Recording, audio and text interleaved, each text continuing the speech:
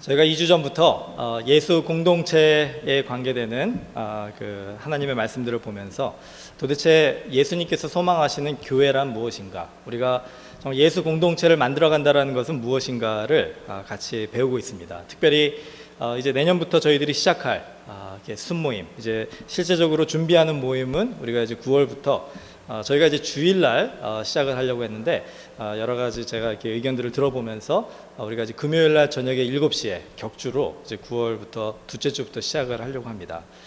이렇게 우리가 시작하려고 하는 이 작은 이 예수 공동체의 모임인 순모임들을 통해서 도대체 우리가 이루고자 하는 것이 무엇인가를 같이 살펴보고 있습니다. 그래서 첫 주에는 우리가 예수 공동체 순 모임의 목적에 대해서 같이 얘기했는데, 여러분 지난주에 제가 이걸 여쭤봤을 때는 많은 분들이 대답을 해주셨어요. 근데 2주가 지났는데 설마 얼마나 많은 분들이 기억을 하실까 모르겠지만 그래도 한번 여쭤보겠습니다. 자, 정말로 예수 공동체, 예수님께서 이루시고자 하시는 공동체가 되기 위해서 우리가 변화해야 되는 세 가지를 2주 전에 같이 얘기를 했는데, 첫 번째로 군중입니까? 제자입니까? 예, 이쪽 성가대 분들이 많이 기억을 하시는 것 같으네요. 여러분 아시면 대답을 좀 해주시기 바랍니다. 우리가 군중이 아니라 제자가 되는 것이 예수 공동체의 가장 중요한 핵심이다라는 것을 배웠고, 우리가 그렇게 변해야 된다는 것을 같이 배웠죠. 또 듣기만 하는 자가 아니라 행하는 자, 이건 좀 어렵죠. 듣기만 하는 자가 아니라 행하는 자. 세 번째로 섬김을 받는 자가 아니라 섬기는 자가 돼야 된다라는 걸 배웠습니다. 우리가 군중이 아니라 제자로서, 또 듣기만 하는 자가 아니라 행하는 자로서, 섬김을 받는 자가 아니라 섬기는 자로서 우리가 함께 서로를 바라보며 서로를 사랑할 때 진정한 예수 공동체가 이루어진다라고 배웠습니다. 그리고 지난주에는 그 예수 공동체 안에 우리를 불러주신 하나님께서 우리 한 사람 한 사람을 다 주님의 이 지도자로, 리더로 세우기를 원하신다는 것을 같이 생각해 보면서 그 리더의 역할은 무엇인가를 또 세 가지로 보았죠. 첫 번째로는 먼저 가는 사람, 리더는 앞서가는 사람이 리더이다. 두 번째로 보고 들은 것을 말하는 사람이 리더이고, 또 세 번째로는 힘이 되어주는 사람이 리더이다라는 것을 같이 배웠습니다. 제가 이렇게 복습을 하는 이유가 저희들이 이제 4주 동안 우리가 같이 시리즈로 예수 공동체 순 이렇게 제목으로 말씀을 나누는 것을 여러분이 다 기억을 하시고 그것을 삶에 적용하려고 노력을 하시는 것이 우리 교회에게는 굉장히 중요한 부분 중에 하나입니다. 저희 교회가 앞으로 어떤 교회의 모습으로 성장해 나가는가가 바로 저와 여러분에게 달려 있다면은 우리가 이것을 분명하게 배우고 또 우리가 마음속에 간직하고 또 그것을 실천해 나가는 것이 꼭 필요하다 생각이 듭니다. 그래서 오늘 이 세 번째로 정말로 예수 공동체를 어떻게 만들어가는가, 특별히 우리가 새로 시작하려고 하는 소그룹인 이 순을 통해서 어떻게 만들어가려고 하는가를 살펴볼 때 제가 제목으로 함께 웃고 함께 울라 이렇게 얘기를 했어요. 우리가 함께 즐거워하고 또 함께 슬퍼하는, 즐거워하는 자들과 함께 즐거워할 수 있고 슬퍼하는 자들과 함께 슬퍼할 수 있는 공동체, 여러분 그런 공동체가 진짜 교회의 이 본질이 아닌가 생각을 해봅니다. 오늘 같이 읽으신 그 말씀처럼 하나님께서 우리들에게 원하시는 교회는 예수 그리스도의 마음을 가지고 정말 서로의 아픔과 서로의 즐거움을 함께 나누는 곳이다라는 것이에요. 그런데 참 안타까운 거는 지금 우리 시대의 교회의 모습에서 이런 그 하나님 안에서 우리가 함께 웃고 함께 울 수 있는 그런 형제 자매들을 만나는 게 얼마나 어려운가. 여러분 혹시 교회 공동체 그동안에 살아오시면서 경험해 보신 그 교회 모습 속에서 이런 모습 때문에 야, 참 교회는 멋있다 이런 생각을 하신 그 경험들이 과연 얼마나 되는가 한번 우리가 생각해 봤으면 좋겠습니다. 저희 교회도 우리가 이 부분에 있어서는 많이 반성할 부분이 있는 것 같아요. 어떻게 하면 우리 교회가 정말로 하나님이 기뻐하시는, 즐거워하는 자들과 함께 즐거워하고 우는 자들과 함께 울어줄 수 있는 그런 예수 공동체가 될 수 있는가, 제가 세 가지로 오늘도 같이 한번 보기를 원합니다. 첫 번째로는요, 함께 웃고 함께 우는 예수 공동체가 되기 위해서는 첫 번째로 나의 자아가 죽어야 된다는 것입니다. 저를 좀 따라해 주세요. 나의 자아가 죽어야 합니다. 여러분 사극 좋아하십니까? 그 한국 드라마 중에 사극을 보면은요, 아주 이 왕과 신하들이 함께 이렇게 나오는 장면 속에서 이런 보편적으로 어느 사극이든지 간에 등장하는 이 대사들이 있습니다. 그 왕의 의견이 이 신하들의 뜻에 이렇게 좀 맞지 않을 때 신하들이 보통 어떻게 얘기합니까? 전하, 통촉하여 주시옵소서, 뭐 이렇게 얘기를 하죠. 그리고 왕의 의견이 신하들의 의견에 맞을 때는 어떻게 합니까? 전하, 성은이 만극하옵나이다, 이렇게 얘기를 하죠. 근데 왕의 눈에 신하가 큰 잘못을 저질렀어요. 그러면 그 신하가 왕한테 어떻게 얘기를 합니까? 전하, 죽여주시옵소서, 그렇게 얘기를 하죠. 근데 제가 사극을 좋아하는데 제가 본 사극 중에 전하 죽여주시옵소서 하는 신하가 죽은 경우를 한 번도 못 봤어요. 그래서 제가 한번 생각해 봤습니다. 만약에 신하들이 전하 죽여주시옵소서 했는데 왕이 그래, 그러면 너가 원하는 대로 내가 너를 죽이리라, 이렇게 얘기하면은 신하가 뭐라고 얘기를 할까요? 전하, 통촉하여 주시옵소서, 이렇게 얘기를 하지 않을까? 그 얘기는 뭐냐면은 신하들이 죽여달라고 얘기는 하지만 실제 그들의 마음에는 죽고 싶은 마음이 전혀 없는 거예요. 예, 왕이 자기를 죽여주는 것에 대한 그런 동의하는 마음이 전혀 없는 거죠. 그냥 입술로만 왕의 마음을 어떻게든지 좀 달래보려고, 돌려보려고 그렇게 입술로만 나를 죽여달라고 하는 것이 아닌가. 여러분, 로마서 12장 1절을 보면 이런 말씀이 있습니다. 그러므로 형제들아, 내가 하나님의 모든 자비하심으로 너희를 권하노니 너희 몸을 하나님이 기뻐하시는 거룩한 산 제물로 드리라. 이는 너희가 드릴 영적 예배니라. 거룩한 산 제물로 드리라라고 하는 얘기는 제사를 드릴 때 그 제단 위에 올려놓는 제물처럼 우리 자신을 하나님 앞에 드리라는 거예요. 여러분, 그 제물은 무엇입니까? 철저하게 죽여지는 제물이에요. 이 팔다리 각각 그 마디들을 다 각을 뜬다고 하지 않습니까? 다 잘라요. 그런 다음에 그 피를 다 뺍니다. 그리고 그 안에 내장을 다 꺼집어내요. 그것도 모자라서 그 남은 살을 그 제단 위에서 불로 다 태워버립니다. 정말 그 제물이 철저하게 죽여져서 이렇게 불에 타서 올려지는 것을 이 제사에 꼭 필요한 이 부분인데, 바울은 여기에서 로마서 12장 1절에 우리에게 우리가 하나님 앞에 드려지는 이 제물이라는 거예요. 산 제물이라는 겁니다. 그 얘기는 뭡니까? 우리가 하나님 앞에 진정 이렇게 예배자로 하나님 앞에 온전한 주님의 사람으로 드려지려면은 우리의 자아가, 우리의 욕심이, 우리의 이기심이, 특별히 시기와 질투하는 마음들이 철저하게 죽어져야 된다는 거예요. 여러분, 갈라디아서 2장 20절에 보면요, 내가 그리스도와 함께 십자가에 못 박혔나니 그런즉 이제는 내가 산 것이 아니요 오직 내 안에 그리스도께서 사신 것이라. 이제 내가 육체 가운데 사는 것은 나를 사랑하사 나를 위하여 자기 몸을 버리신 하나님의 아들을 믿는 믿음 안에서 사는 것이라. 바울도 이게 문제였던 거예요. 자기 자신이 철저하게 제물로서 죽여져야 되는데 자꾸 그 바울의 이 자아가, 과거에 잘 나갔던 그 자기의 이 자신감과 욕심과 또 사람들에게 인정받고자 하는 이 명예욕이 자꾸 자기 자신을 그렇게 제단 위에서 꿈틀거리게 하는 거예요. 자꾸 죽여져야 되는데, 십자가에서 예수님과 함께 못 박혀서 죽어져야 되는데 자꾸 내려오려고 하는 겁니다.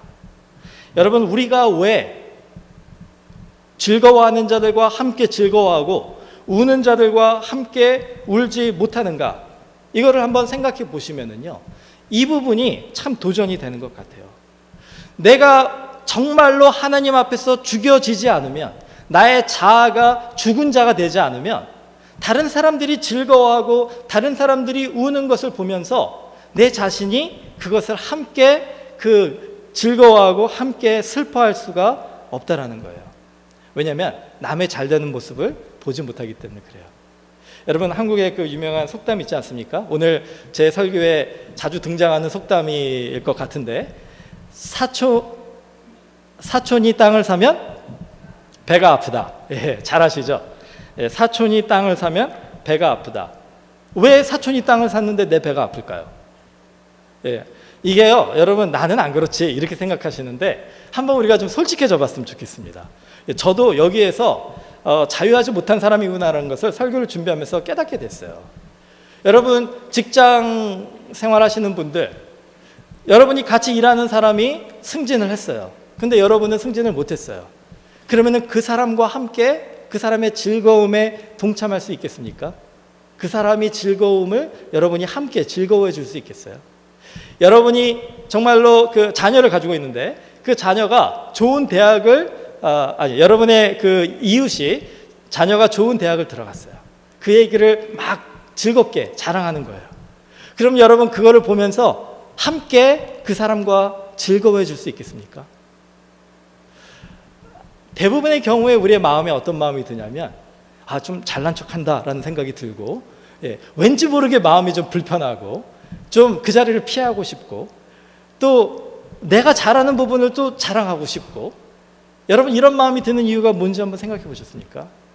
우리의 자아가 꿈틀거리기 때문에 그런 거예요. 정말로 제단 위에 산 제물로 우리가 죽었다면은 죽은 제물은 말이 없습니다. 움직이지를 않아요. 그런데 우리가 그 사람들보다 내가 더 못하다라는 그런 생각을 우리가 감당할 수가 없는 이유가 뭐냐면은 아직 덜 죽었기 때문에 그런 거예요. 여러분, 삭개오 아시죠? 삭개오가 세리입니다. 부자였어요. 부러울 것 없을 만큼 돈을 많이 가지고 있고, 지금 우리 시대로 보면은요, 막 좋은 집에 좋은 차에 뭐 아주 그냥 그 노후 대책 다 해놓고 잘 사는 삭개오였어요.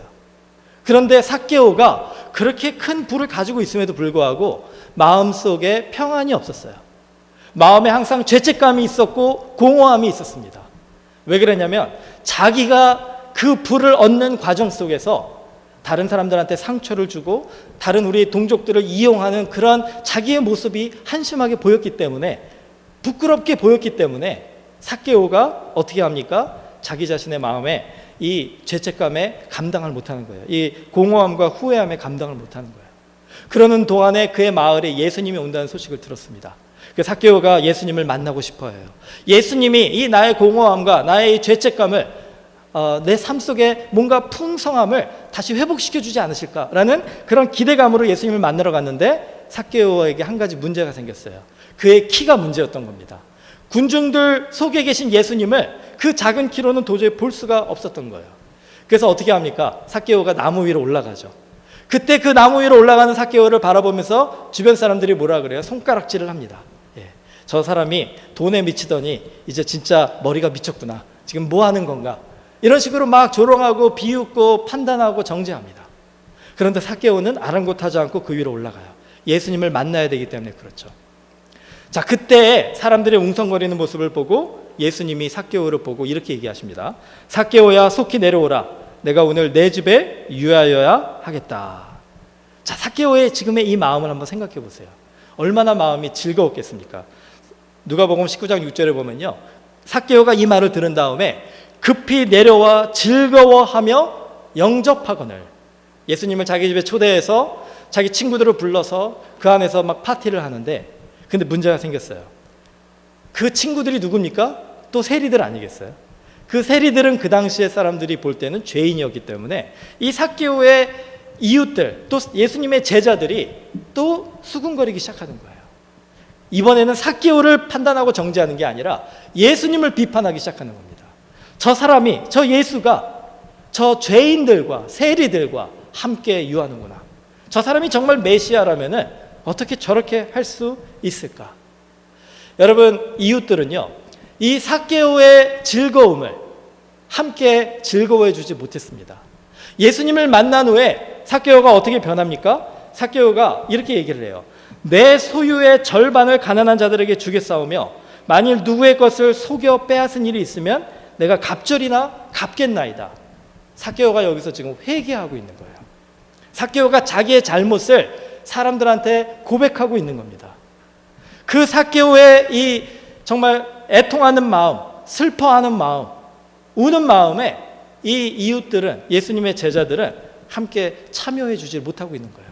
삭개오와 함께 그 회개하는 삭개오와 함께 울어주지도 못하고 그 예수님이 베풀어 주신 구원과 그 새로운 삶의 기쁨으로 즐거워하는 삭개오와 함께 즐거워해 주지도 못하는, 오히려 그 사람을 판단하고 정죄하는 일에만 익숙해 있는 그 이웃들의 모습을 한번 생각해 보세요. 여러분, 이게 남의 얘기가 아니지 않습니까? 우리가 이제 같이 소그룹으로 모이기 시작할 때요, 여러분, 교회가 이렇게 예배를 통해서 하나님 안에서 우리가 정말 삭개오가 예수님을 만난 것처럼 하나님 안에 우리가 우리의 죄를 회개하고 우리에게 주시는 정말 구원의 기쁨으로 함께 하나님을 찬양하고 감사하는 그 예배 공동체가 있다고 한다면, 이렇게 함께 모여서 같은 그 삶의 경험들을 통해서 서로의 슬픔을 나누고 서로의 기쁨을 나누면서 함께 웃고 함께 울어줄 수 있는 그런 소그룹이 이 교회 안에 존재해야 되는데, 여러분, 우리가 그런 소그룹의 일원으로서 서로를 위해 함께 웃고 함께 울어줄 수 있는가? 이게 지금 우리에게 주신 하나님의 숙제라는 거예요. 삭개오는 아마 이렇게 기도하고 찬양했을 것 같습니다. 한번 들어보세요. 주사랑이 나를 숨쉬게 해. 세상 그 어떤 어려움 속에도 주 은혜로 나를 돌보시며 세상 끝날까지 지켜주시네. 주사랑이 나를 이끄시네. 내가 갈 수 없는 그곳으로 주의 사랑 나를 붙드시며 세상 끝날까지 인도하시네. 주님만이 내 아픔 아시며 주님만이 내 맘 어루만지네. 어느 누구도 나를 향하신 주님의 사랑을 끊을 수 없네. 주님만이 내 능력이시며 주님만이 나의 구원이시네. 어느 누구도 나를 향하신 주님의 사랑을 끊을 수 없네. 여러분, 우리 중에 누가 정말로 예수 그리스도를 만나서 진심으로 이런 찬양과 이런 고백을 할 때 그 사람과 함께 이 찬양을 불러줄 수 있는 사람이 우리가 되어야 되는 거 아니겠습니까? 그게 바로 정말 우리의 자아를 죽이고 예수 그리스도와 함께 십자가에 못 박힌 그 자리에서 서로의 우리의 형제 자매들을 바라보는 자의 마음이다라고 할 수가 있습니다. 자, 두 번째로 우리가 함께 웃고 함께 우는 공동체가 되기 위해서는 하나님의 뜻이 무엇인지를 분별할 수 있어야 돼요. 저를 좀 따라해 주세요. 하나님의 뜻이 무엇인지 분별해야 됩니다. 로마서 12장 2절 말씀입니다. 너희는 이 세대를 본받지 말고 오직 마음을 새롭게 함으로 변화를 받아 하나님의 선하시고 기뻐하시고 온전하신 뜻이 무엇인지 분별하도록 하라. 오늘로 우리 브라질 리오 올림픽이 끝나죠. 정말 그 올림픽 기간 동안에 많은 일들이 있었는데, 제가 최근에 그 동영상을 하나 봤는데 그 5,000m 여자 그 달리기의 모습입니다. 여러분 이야기 들으셨을지 몰라요. 근데 그 5,000m 달리기에 참여한 그 미국 대표 선수 중에 그 에비 다가스티노라는 선수가 있는데, 그 선수가 이제 달리기를 하다가 그 니키 햄블린, 그 이 뉴질랜드 선수인 니키 햄블린과 다리가 엉켜가지고 서로 넘어지게 돼요. 근데 이제 그 에비 다가스티노가 그 이제 뒤에 있다가 그 니키 햄블린에게 걸려서 넘어졌는데, 그러니까 그 좀 억울하기도 하고 또 빨리 일어나서 달려야겠다는 마음도 있고, 또 이 에비 다가스티노는 그 굉장히 그 이 빠른 그 기록을 보유한 사람으로서 이제 1, 2, 3등 안에 들 수 있는 유력한 그 후보 중에 하나였습니다. 그러니까 나름대로 마음이 급했겠죠. 그런데 놀라운 일이 일어나는 거예요. 그 에비 다가스티노가 걸려서 이제 일어났는데 뒤를 돌아보니까 그 니키 햄블린이 여전히 쓰러져 있는 겁니다.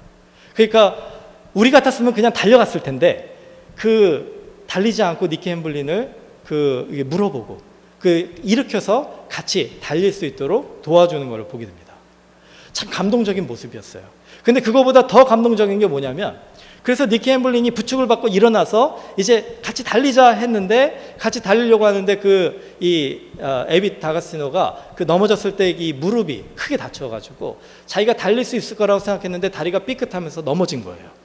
자, 그 상황에서 이 니키 햄블린도 잘 달리는 그 국가대표 아닙니까? 그러니까 자기도 어떻게 달려가지고 빨리 회복을 해야 된다 생각을 했었을 텐데, 달리지 않고 그 에비 다가스티노를 일으켜 주는 거예요. 그리고서 다시 달릴 수 있도록 이렇게 부축해 주다가 어느 정도 달리게 되니까 이제 각자 달리기를 합니다.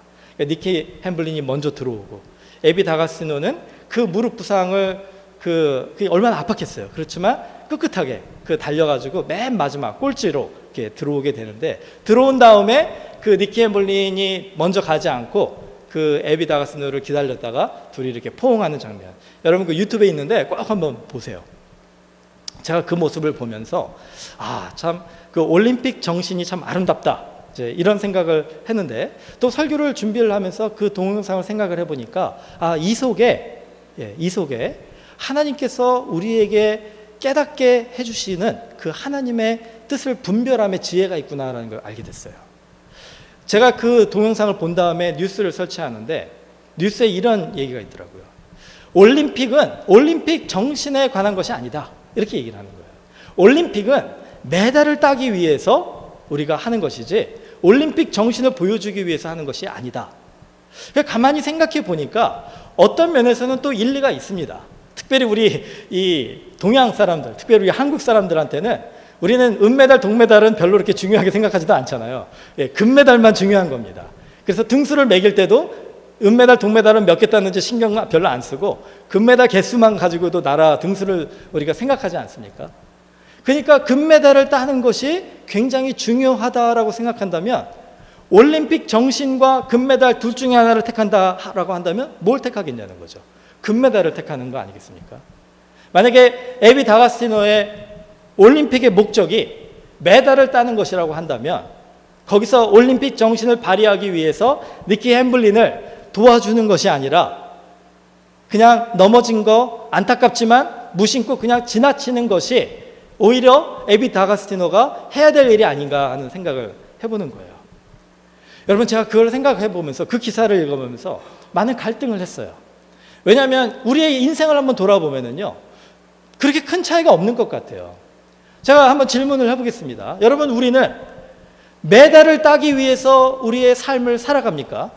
아니면 올림픽 정신과 같은 그런 정말 서로를 돌보며 공평하고 정대하게 그렇게 그 인생을 살기 위해서 그것을 목적으로 살아갑니까? 한번 스스로에게 물어보면은 아마 전자가 우리의 인생의 목적이 아닌가. 내가 내 삶 속에서 성공하기 위해서, 내가 생각하는 목적을 이루기 위해서, 돈을 벌기 위해서, 승진하기 위해서, 아니면 안정된 삶을 이루기 위해서, 어떤 인정받는 그런 자리에 있기 위해서, 나와 경쟁하는 사람들과의 관계 속에서 그 사람들을 이기고 올라가야지만이 내가 인생에서 성공하고 잘 사는 거다라고 생각하는 것. 여러분, 그게 어떻게 보면은 우리 삶의 이 동기가 아닌가, 우리 삶을 정말 열심히 살게 만드는 그런 이 인센티브가 아닌가 하는 생각을 해봅니다. 그런데 하나님께서 우리에게 가르쳐 주시는 진리는요, 우리의 인생에서 우리가 정말로 분별해야 될 하나님의 뜻은 우리의 인생은 메달을 위해서 사는 것이 아니다라는 거예요.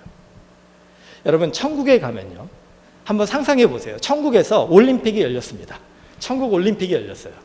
그래서 막 여러분 우리가 달리기를 해요. 그러면은 천국에서 금메달, 은메달, 동메달을 만약에 준다고 한다면 어떤 것이 더 귀한 걸까요? 금메달이 더 귀한 걸까요? 은메달이 더 귀한 걸까요? 동메달이 더 귀한 걸까요? 이 세상에서나 금이 은보다 중요하고 은이 동보다 더 값진 것이라 생각하지 천국에서는 다 똑같은 거 아니에요? 천국에서는 메달을 따는 게 목적이 아니라 그 경주를 완주하는 것이, 우리에게 주어진 그 목적을 하나님의 뜻에 합당하게 우리가 하나님이 기뻐하시는 삶으로 완주하는 것이 목적이 아닐까 생각해 봅니다. 애비 다가스티노는요, 그 순간에 내가 올림픽에 참여한 것에서 메달이 중요하다, 하지만 메달을 따는 것이 목적이 아니라 완주를 하는 것이 목적이라는 생각을 했던 것 같아요. 그래서 생각해 보세요. 만약에 메달을 딸 수 없는 결론이 나면은요, 그 무릎이 아픈데 못하러 끝까지 달리겠습니까? 못하러 완주를 하기 위해서 꼴등할 거 뻔히 알면서 끝까지 달렸겠습니까? 애비 다가스티노에게는 메달이 목적이 아니라 내가 목표했던 이 5,000m를 결승선에까지 완주하는 것, 끝내는 것, 이것이 목적이었던 것 같아요. 여러분, 정말로 우리가 함께 즐거워하고 함께 우는 공동체가 되기 위해서는요, 우리의 이 목적이 바뀌어야 되는 것 같습니다. 우리의 삶 속에서도 우리가 정말로 메달을 따기 위한 그런 인생을 아둥바둥 살다가 보면은요, 우리 교회 공동체 안에서도 서로의 그 잘되는 부분들을 축하해주고 즐거워해주고 기뻐해주는 게 쉽지가 않다라는 거예요. 1, 2, 3등의 그런 이 명예가 우리의 삶의 목적으로 있는 한은 결단코 다른 사람이 잘 되는 것을 우리가 기뻐해 줄 수 없고 다른 사람이 안 되는 것을 우리가 슬퍼해 줄 수가 없다라는 거죠. 정말로 하나님께서 우리에게 원하시는 것은 우리 자신과의 싸움인 것 같아요. 내 삶 속에 자꾸 이 금메달, 은메달, 동메달을 향한 욕심이 자꾸 나를 다스리려고 할 때 나 자신과 싸워서 이겨야 되는 거예요. 내 목적은 그것이 아니다라는 걸 깨닫고 넘어진 자를 그냥 무심코 지나치고 내 메달만 바라보고 가는 게 아니라 내 주변에 있는 내 형제와 내 자매들을 함께 일으킬 수 있는, 함께 격려하고 함께 기뻐하고 함께 울어줄 수 있는 여유를 가질 수 있는 그런 마음을 나에게 주시옵소서. 이렇게 끊임없이 나 자신과 싸워서 나를 복종시키고 내 목적을 바꿔가는 것, 이게 바로 우리에게 주신 하나님의 뜻을 분별하는 것이 아닌가 생각해 봅니다. 자, 마지막으로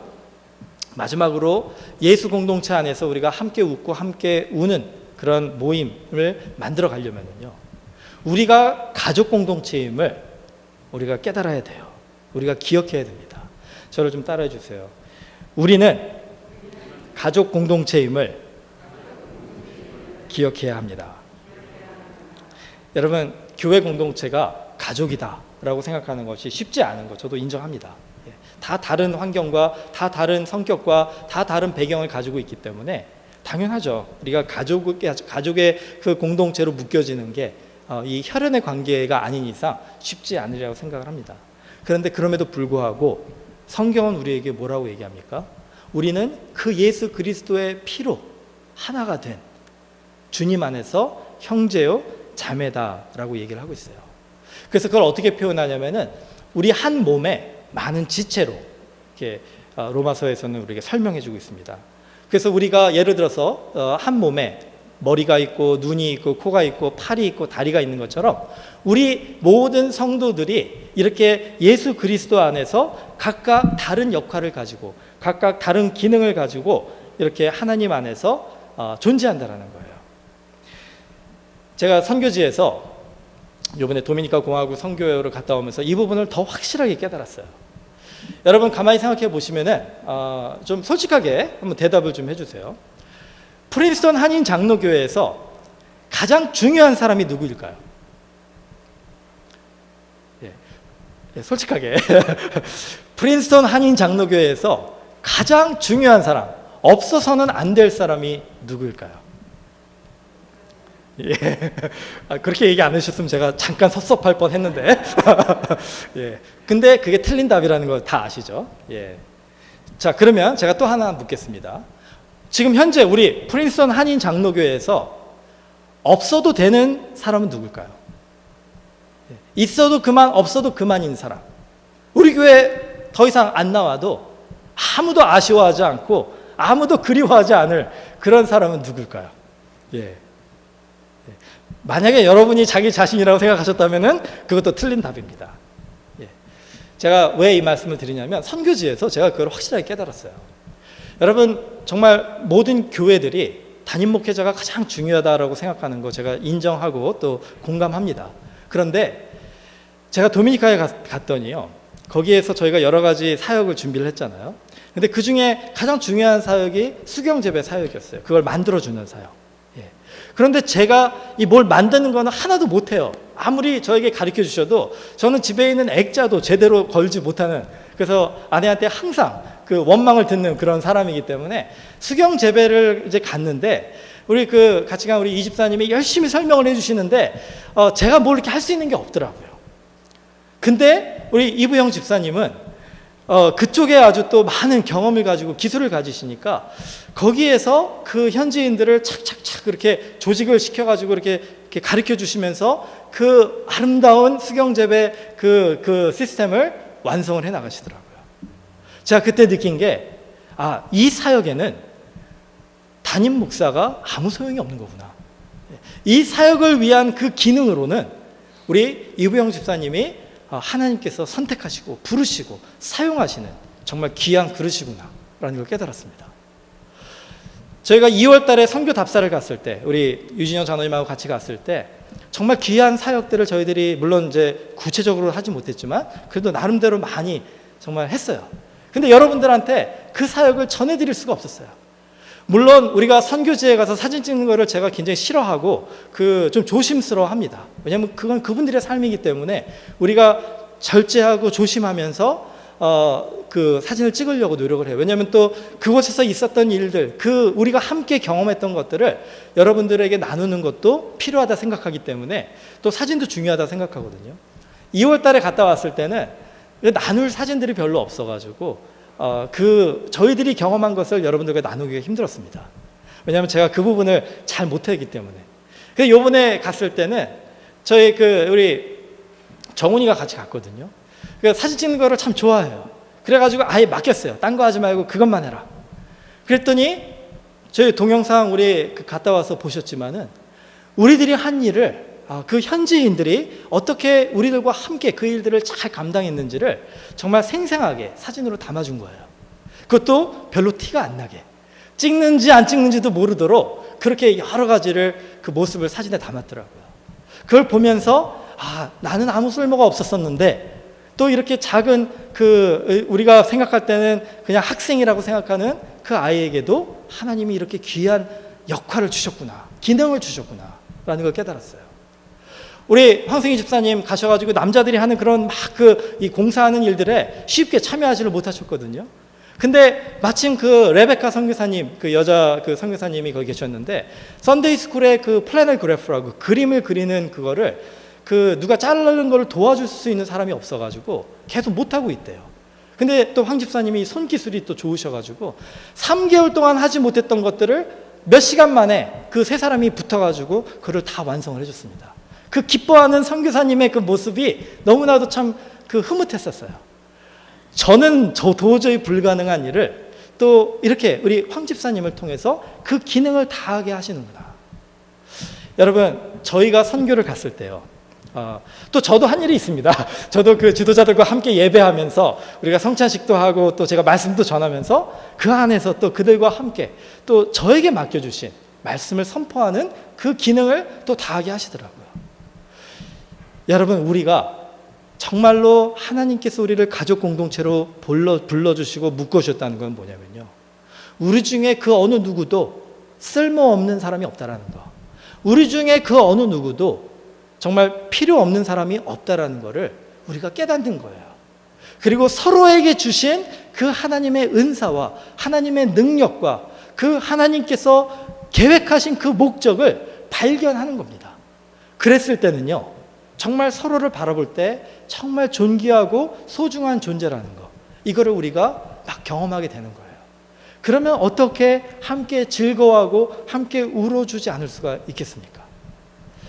여러분, 우리 교회가 정말로 주님 안에서 이렇게 아름답게 변화된 공동체가 되려면요, 우리 마음부터 좀 바꿔야 돼요. 내 자신이 하나님 앞에 얼마나 필요하고 중요하고 가치 있는 존재라는 것을 먼저 인정하세요. 나는 쓸모없는 존재가 아닙니다. 여러분, 만약에 여러분이 그렇게 생각하셨다면 오늘 하나님 앞에 회개하시기 바랍니다. 그것만큼 하나님을 슬프게 하는 마음이 없는 거예요. 하나님께서 우리를 이 한 몸 되신 예수 그리스도 안에서 꼭 필요한 그 지체로 불러주셨다면, 그렇다면 우리가 먼저 할 일은 뭐냐면 내가 얼마나 하나님에게 필요한 존재고 우리 교회 공동체에 필요한 존재라는 것을 먼저 인정하는 거예요. 그리고 내 형제 자매들을 바라보는 겁니다. 자, 오늘 제가 말씀을 좀 정리하겠습니다. 첫 번째로, 나의 자아가 죽어야지 정말 우리 형제 자매들과 함께 즐거워해주고 함께 울어줄 수 있다는 거. 두 번째로, 하나님의 뜻이 무엇인지를 분별하고 메달을 따기 위한 그런 내 인생의 목적에서 하나님이 나에게 주신 이 뜻을 이루기 위한, 그를 완주하기 위한 것이 나의 목적임을 깨닫는 것으로 정말 온전하게 분별하는 것이 필요하다는 것. 세 번째는, 예수 공동체 안에서 우리가 한 가족이고 내가 주님 안에 꼭 필요한 존재이고 내 옆에 있는 형제 자매들도 정말 존귀하고 소중한 존재라는 것을 우리가 알아가는 것. 이것이 바로 우리 순모임에 꼭 있어져야 될 모습이 아닌가 생각을 합니다.